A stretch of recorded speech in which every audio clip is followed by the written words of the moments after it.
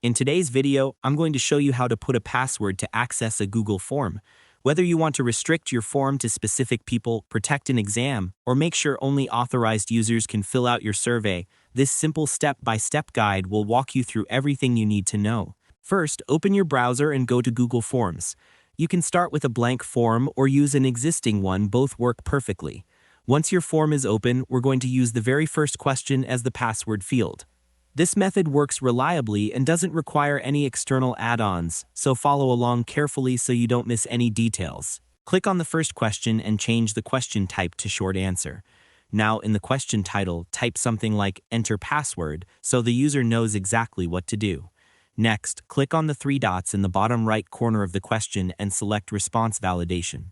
To make the process smoother, here are a few quick tips. In the response validation settings, change the first dropdown to regular expression, then set the second dropdown to matches. In the text box that appears, type the exact password you want users to enter.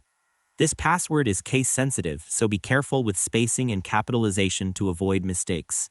Below that, enter the error message that should appear when someone types the wrong password, something like "Incorrect password, try again."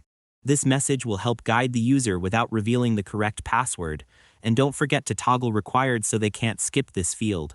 Doing this beforehand ensures no one can bypass the password section. Now we need to separate the password question from the rest of the form. Click Add Section on the right-hand toolbar. Section 1 will contain only the password question, and Section 2 will contain your actual survey, exam, or registration form. This way, users cannot access the rest of the questions unless they type the correct password first. Once you've completed these steps, click the preview icon at the top to test everything. Enter the wrong password, and you'll see the error message appear immediately. This means it's working. Try again with the correct password, click Next, and you will automatically be taken to Section 2, where the real form begins. This test step is important because it ensures your password works smoothly and prevents unauthorized access. And that's all there is to it. By following these simple steps, you'll be able to protect your Google form with a password easily and efficiently. Thanks for watching, and I hope you found this tutorial helpful.